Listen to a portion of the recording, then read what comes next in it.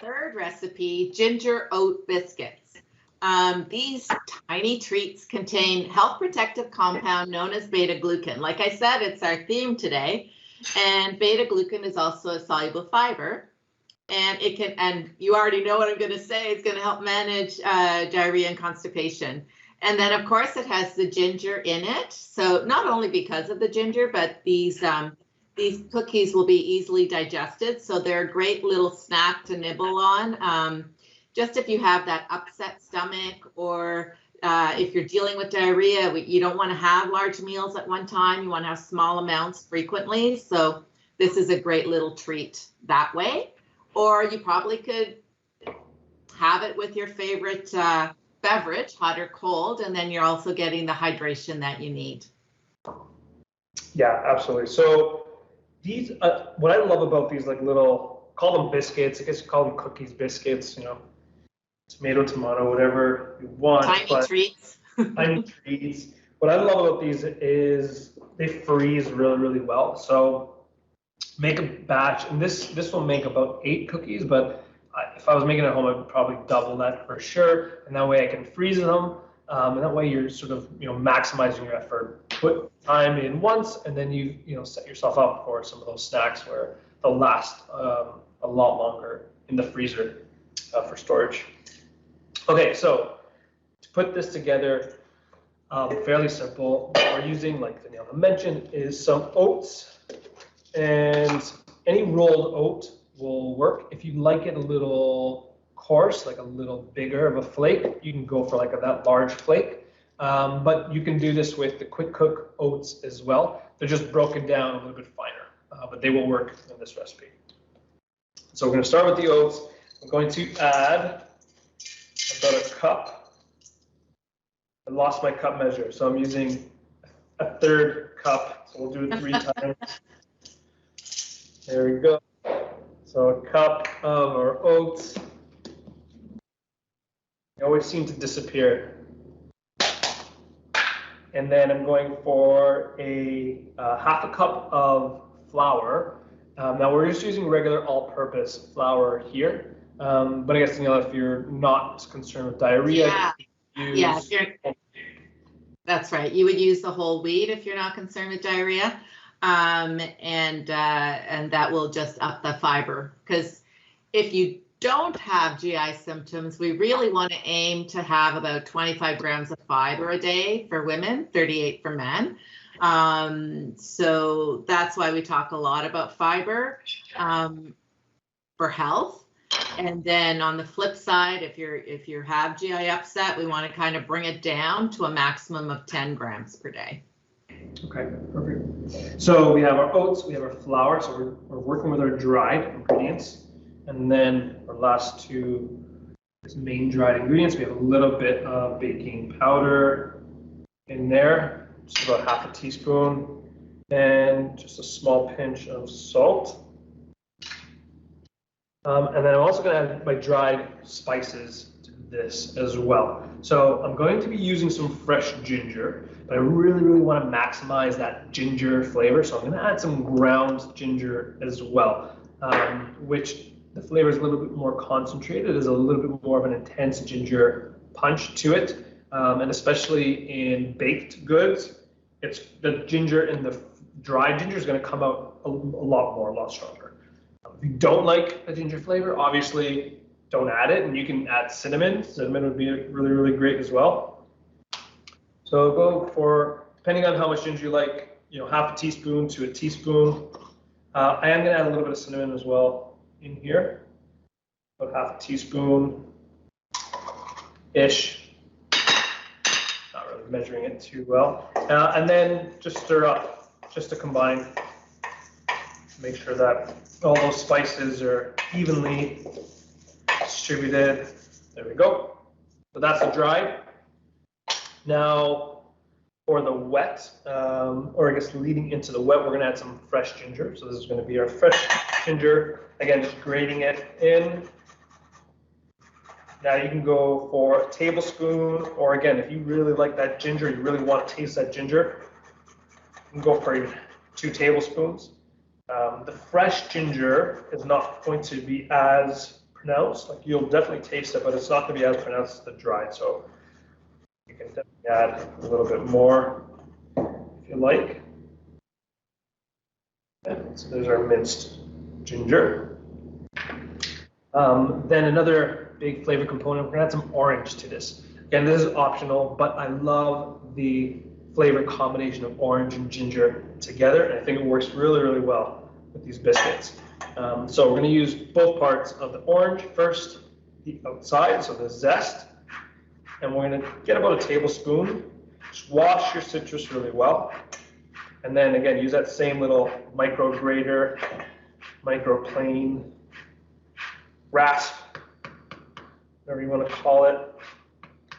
And we'll get about a tablespoon of that very intense, flavorful zest.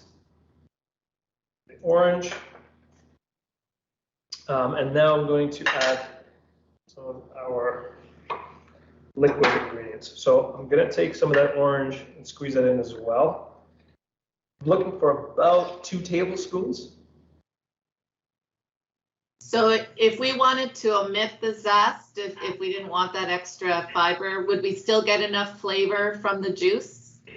Maybe not as much. Yeah. Sure. It's not going to be as much. Yeah, that zest is going to have a little bit more of that concentrated orange flavor. But you would definitely get some orange flavor from the juice, for sure.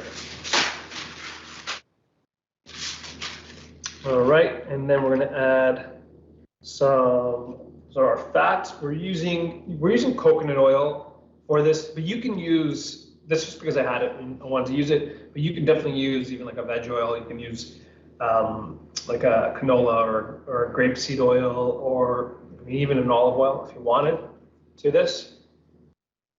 Just because it's on my mind, because I was reading up on it, could you use avocado oil? It's a neutral oil, yeah? Yeah, absolutely. Yeah, for sure. Yeah, avocado oil would work really well in this. And like you said, it's not going to really impact the flavor at all. It's not going to add too much.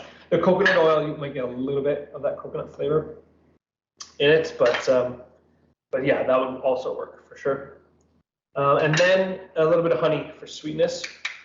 So same amount of the oil, so I'm going for 4 tablespoons to this.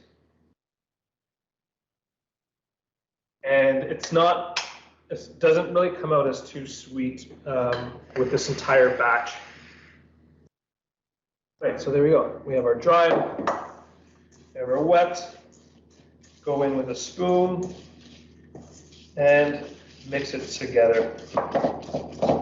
Now, what you're looking for, again, you can adjust if you need to, but what you're looking for after everything's really well combined is it should form like a wet dough, not as thin as like a pancake dough.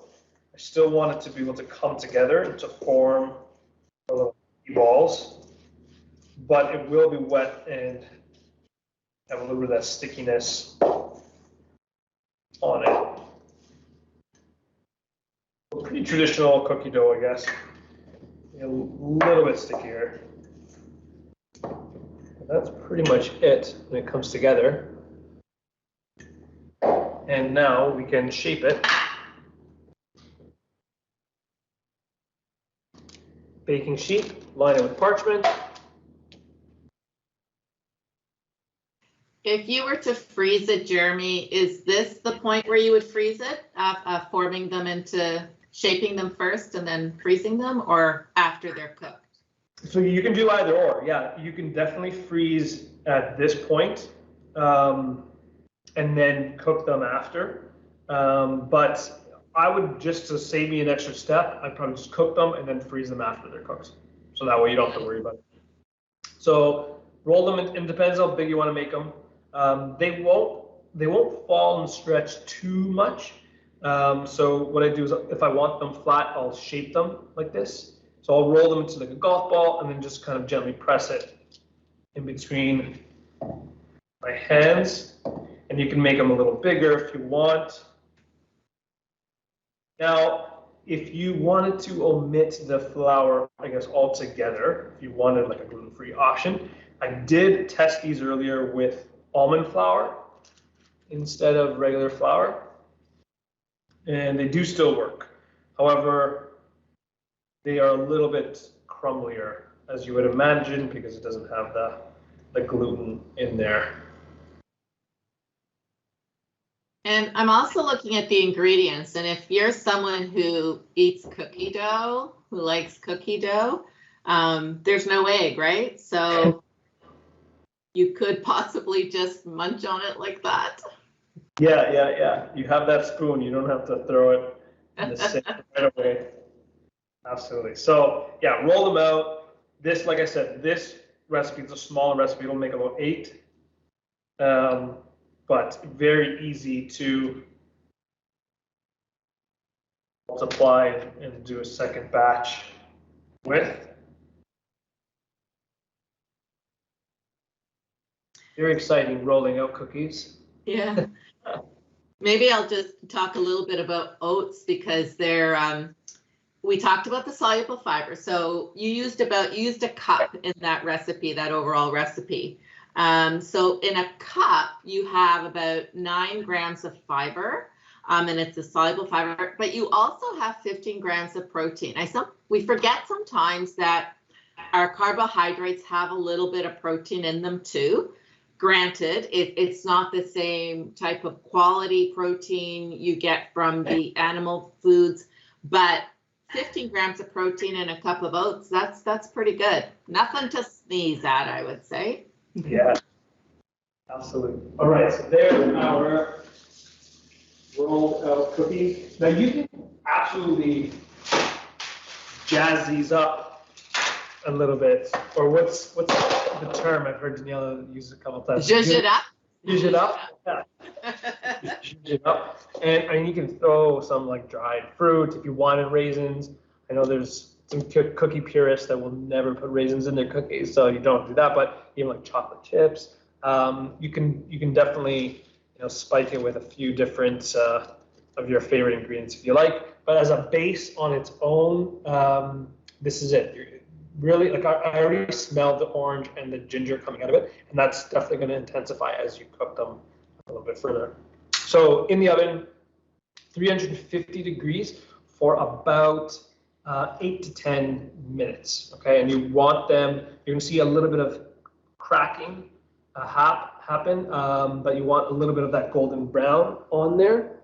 And if you like them on the softer side, yeah, definitely go air more to the 8 minutes. If you like them a little bit crunchier, then you can definitely cook them a little bit longer. Like Daniela mentioned, there isn't any raw ingredients in here, like in terms of egg or anything like that. So if you like it like a little bit on the softer side, then you don't have to worry about undercooking it at all. So that's going to go in.